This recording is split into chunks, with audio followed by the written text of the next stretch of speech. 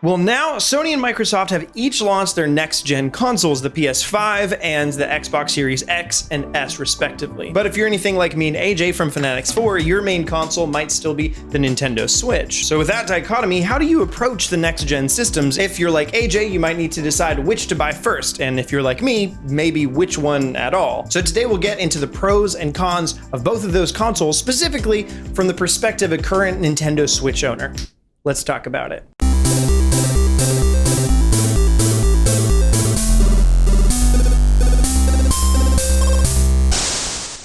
As you may know, Nintendo doesn't have any brand new hardware out this holiday except for the anniversary Game & Watch. Earlier this week, we did, however, go over several of the Nintendo Switch games on sale this holiday that are worth your interest and investment. But the fact that Nintendo isn't currently releasing new hardware may just mean you have a bit of extra cash coming up this holiday season, burning a hole in your pocket. But if you're anything like me, you want to use that as wisely as possible, and it can be a fine line.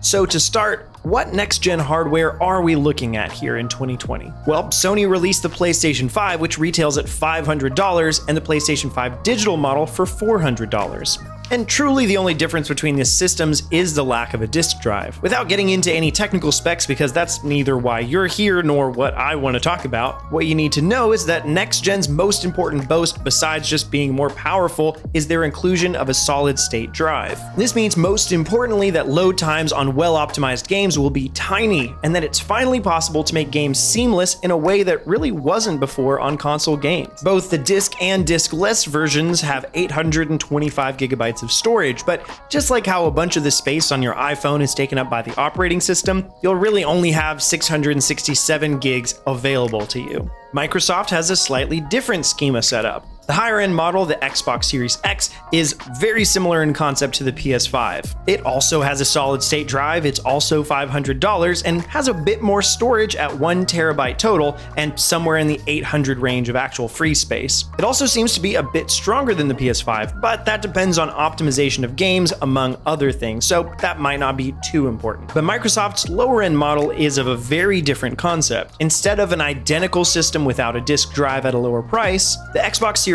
S is $300, has no disk drive, and is significantly smaller and a different shape in general. To note, the storage space is also cut in half, so you've got a half terabyte total and only 364 gigs actually available to you. And this would be a problem if not for its core purpose as a console, which we'll get back to shortly. So that's just a really brief overview of the console hardware themselves. But ultimately, boxes with faster calculators in them are just that. Without finding out what games or experiences you can expect to see on each of these pieces of plastic, what's the point of buying them in the first place? It's important to talk about the content on those consoles to find out what really matters to you. And once again, I'm coming at this from a slightly Nintendo-centric perspective. So where you land on this conversation may not mean you're going to buy it in the immediate future, but I think there are legitimate reasons for a Nintendo Switch owner to buy a PS5, an Xbox Series X or S, or neither at all. I also know what I think is best for me, even if I don't bite the bullet right away, but I'll get into that towards the end of the video. As a likely Switch owner viewing this video, this probably means you care primarily about first-party Nintendo games or indie games or Japanese games, but less likely that your main focus is third-party titles like Call of Duty or Destiny and so on. But exactly what amount you care about those things and more may determine what's the best next step for you. Of course, we don't know the full picture of what Microsoft or Sony have to offer over the lifespans of these consoles, but we've got a pretty decent picture of the games on offer over the next couple of years, at least enough to paint a picture of what to expect.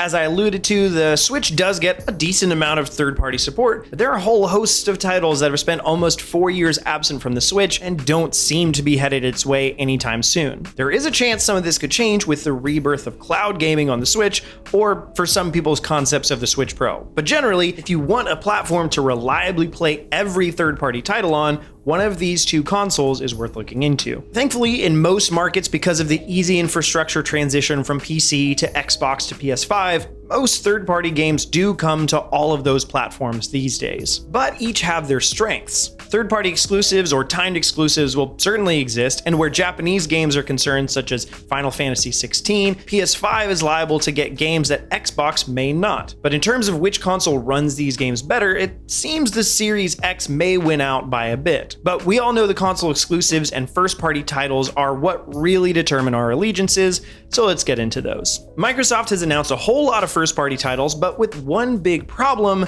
none of them are out yet. Luckily, they seem to be putting in the effort to make sure that they're quality rather than rushing them out, but it still is too bad that we can't be playing them right now. The games most indicative of what's to come, I'd say, are Halo Infinite, Fable, which I'm excited for, Forza Motorsport, Avowed, also excited for this one, The Medium, coming in January, Hellblade 2, Everwild, again, excited, State of Decay 3, The Gunk, and a whole bunch of others. Generally, it seems that genres like shooters, Western RPGs, racing games, and so on are the core of their exclusives, at least for right now. Phil Spencer has recently mentioned that he'd like to make some games in the all ages category, but that's yet to be seen. But of course, they also bought Bethesda recently. We don't know if Bethesda games will become exclusives or Microsoft will just oversee them as they are now and they'll go everywhere. If you absolutely need to play Starfield and Elder Scrolls 6, an Xbox would be the best bet. Lastly, Game Pass is definitely worth noting, but I'll come back to that after we've covered the PS5. Sony has announced a lot of games as well, and while they seem to be mostly coming sooner, that does mean we could be looking at a front-loaded first-party situation. That's not bad, but it's worth considering. Oh, and it's worth noting that a lot of these games on both consoles are actually cross-generation and will also have releases on your current hardware if you have a PS4 or Xbox One. On that note, PS5 has the following first-party exclusives coming: Demon's Souls, Spider-Man Miles Morales, and Astro's Playroom at launch, Horizon Forbidden West, God of War Ragnarok, Ratchet and Clank, which is one of the games that specifically uses the SSD power as a gameplay feature, and Gran Turismo 7. And generally, the genres that Sony consoles really dig into are Japanese games, third-person narrative games like Uncharted and Last of Us, action-adventure games like God of War, and slightly more adult family games like Ratchet and Clank. And here's really the thing. Knowing all that, you may be sold already on one of these consoles or both. But part of the question is, what's available today? Are either of these consoles worth your $300, $400, $500? And this is where the last key factors of these systems will start to come together, and my opinion's gonna shine through a little bit more now. At launch, both of these systems will be able to do a couple of things really well. The first of these is to play your old games from their respective consoles way better than before. The PS5 is backwards compatible with PS4 games, so if you see a PS4 game on sale that you wanted to play, you can pop it in your PS5 and play it with way shorter load times, better frame rates, and everything else. The same is true, but to a greater degree, on the Xbox Series X. It's backwards compatible with just about every Xbox console game ever. Many of these have upgraded features like ray tracing and stuff too. So if you just really want a new box, you can buy some old games and pretend like they're new titles if you want. And of course, if you really want to play Demon's Souls or Astro's Playroom, those are games that are only on the PS5, so if those are system sellers for you, then the system is sold. The biggest selling point for either of these systems for me though, again as a Nintendo gamer, is how much I can afford to spread my money and time thin across multiple platforms. If I already don't buy every Switch game I want, how much more true will that be across two consoles, especially when some next-gen games are already increasing their prices to $70? This, of course, is where Game Pass comes in. Game Pass Ultimate is $15 a month, or an introductory $1 a month for some amount of months. So while I might end up spending up to $180 in a year that way, that means I'd have spent less than 3 new games at full cost to try dozens and dozens of other games that I can dip my toes into without feeling too much pressure because I spent a ton of money on it. I'm sure you can tell that I'm excited about several of Microsoft's first-party titles, and those will automatically be added to Game Pass. However, for those interested in a PS5 but haven't played the PS4 library, you can similarly get a complimentary list of games along with your PlayStation Plus membership. Games like God of War, Resident Evil 7, Detroit Become Human, Monster Hunter World, and so on. To be honest, Game Pass is more promising to me personally, but that could certainly change change depending on how Sony plays their cards. Like Parker mentioned, for me, the decision isn't so much whether to buy a console and which one of those will be my secondary console for the entirety of a generation. As long as I've been playing games, I've done so as a Nintendo-focused multi-console owner.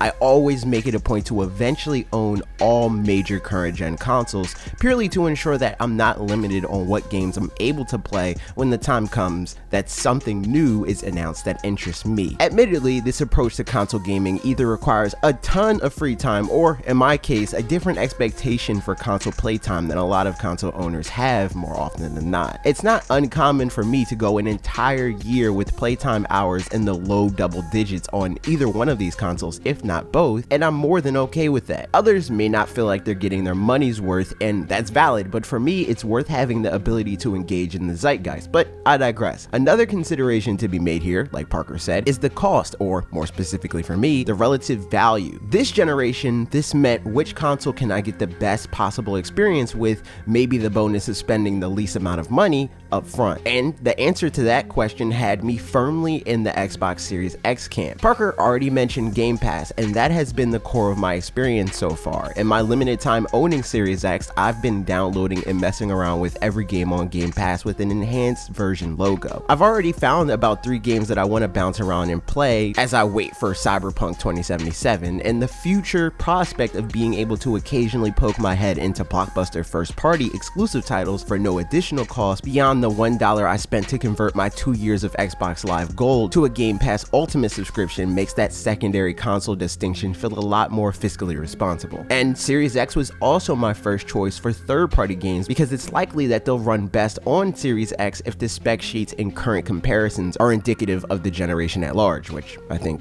there probably will be. And since that's the bulk of both of these platforms' software output overall, to me, it made the most sense to prioritize Series X and then pick up PS5 when it gets exclusives I personally care about, like the sequels to Ratchet, Horizon, and God of War. At any rate, if you want to hear more thoughts on my experience owning Series X, be sure to subscribe to our podcast channel directly to you, linked in the description, and it will be on the end card. I'll be definitely talking about that in detail as time goes on. In my opinion, if you're primarily a Switch gamer and you don't really anticipate that changing, I would recommend looking firstly at the games on offer for either platform. If there are any titles that jump out as immediate system sellers to you, then you already know which console to try to nab if you get the chance. But if the games you want aren't ready till later, then just don't even worry about the stress of trying to find a new system right now and go play some more Pikmin 3. At the end of the day, there's no right way to do things here. Above all, I'd recommend to budget and not spend more than your limits. I know for me, I'll bide my time and be on the lookout for an Xbox Series X, S, or maybe even a 1X to be able to play Game Pass games to subsidize the Nintendo Switch playing that I already do. To me, it feels like the Xbox ecosystem is going to be just a little bit easier to dip your toes into with a little less of long-term investment, whereas PlayStation's going to have $70 first-party games. Xbox will have them included in Game Pass, which is the main thing that I'll probably be doing on Xbox anyway. There's definitely cool things that both of them are doing. I really look forward to the quick resume, for example, but the haptic feedback on Sony's controllers is really cool too. So that's what I think. What do you think? Are you gonna pick up either of these consoles, whether now, later down the road, or are you fully against them? Let me know all that and more in the comment section down below. And while you're there, be sure to subscribe to fanatixfour for more videos like this every Tuesday and Thursday at 4 p.m. Eastern time from me and from AJ, at this point, often both together, which is great. And some of the comments that you leave down there, we'll pull them, talk about on our podcast this weekend over at youtube.com/directly to you. See you later.